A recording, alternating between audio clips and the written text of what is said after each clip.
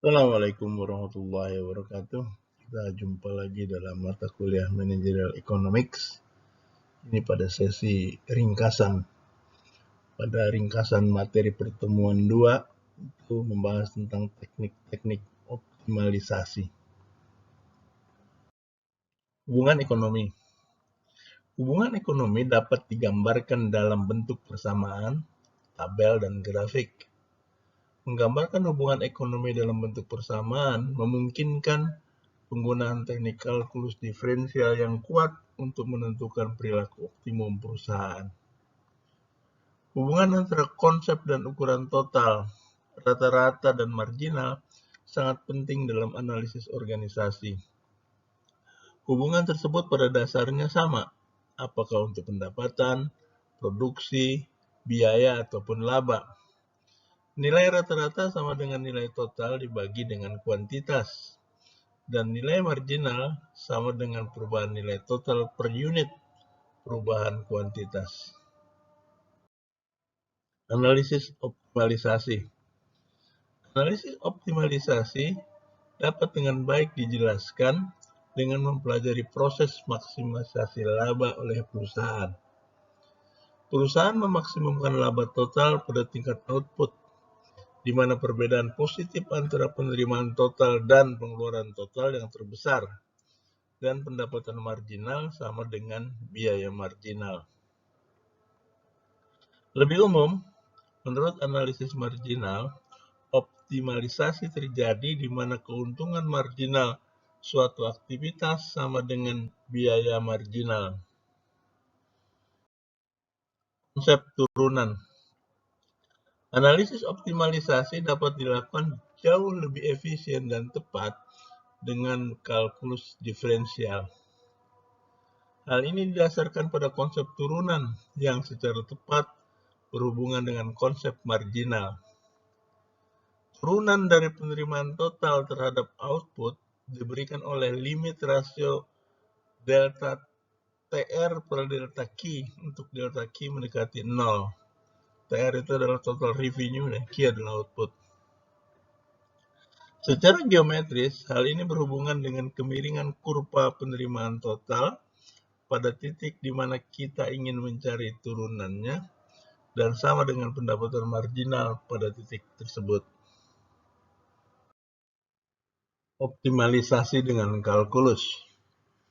Agar suatu fungsi atau kurva menjadi maksimum atau minimum, turunan atau kemiringan dari fungsi itu harus dibuat sama dengan 0. Untuk membedakan antara maksimum dan minimum, dipergunakan turunan kedua.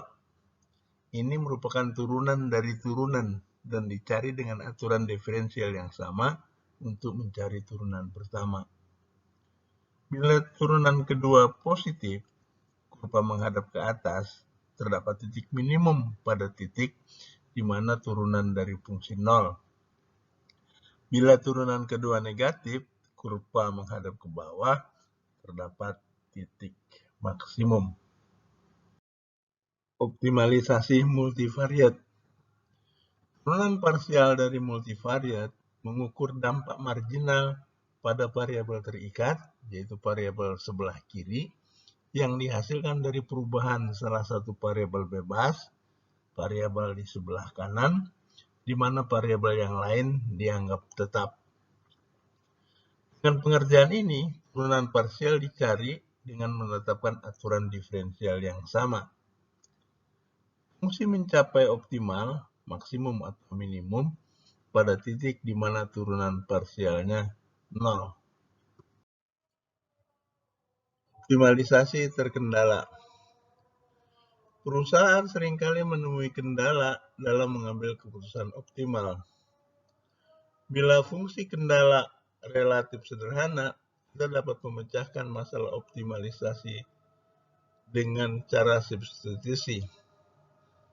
Ini akan meliputi memecahkan persamaan kendala untuk satu variabel keputusan, kemudian mensubstitusikan nilai variabel kendala tersebut ke dalam fungsi tujuan oleh perusahaan, dan kemudian memperlakukan masalah tersebut seperti masalah tanpa kendala. Bila persamaannya rumit, kita dapat mempergunakan metode Lagrange. Fungsi Lagrange ditunjukkan oleh fungsi tujuan awal yang ingin dimaksimumkan perusahaan ditambah lambda pengali Lagrange dikali fungsi kendala yang ditetapkan sama dengan 0. Fungsi Lagrange kemudian dapat dipecahkan sebagai fungsi tanpa kendala. Instrumen baru manajemen. Selama dua dasawarsa terakhir, banyak peralatan manajemen baru telah mengubah dengan cepat cara perusahaan dikelola. Perbandingan berarti menemukan bagaimana perusahaan lain dapat mengerjakan suatu dengan lebih baik dan kemudian ditiru dan bila mungkin diperbaiki. Benchmark. Manajemen kualitas total (TQM) adalah usaha terus-menerus untuk memperbaiki kualitas produk dan proses perusahaan dengan perbandingan dan kerja tim. Rekayasa ulang atau re-engineering adalah desain ulang secara radikal dari semua proses perusahaan untuk mencapai peningkatan besar dalam kecepatan, kualitas, pelayanan, dan profitabilitas. Organisasi pembelajar (learning organization) adalah organisasi yang memberi penghargaan pada proses belajar berkelanjutan dan percaya bahwa keuntungan kompetitif yang diperoleh dari dan membutuhkan proses belajar yang berkelanjutan dalam umur informasi kita. Alat atau ide manajemen baru lain adalah perluasan pembatasan, broadbanding, model bisnis langsung, direct business model, membuat jaringan kerja, networking, kekuatan menentukan harga, pricing power, manajemen proses atau process management, model dunia kecil, small world model, integrasi virtual, virtual integration, dan manajemen virtual atau virtual management. Saya kira itu ringkasan untuk materi pertemuan 2. Kita jumpa lagi di video berikutnya. Terima kasih. Assalamualaikum warahmatullahi wabarakatuh.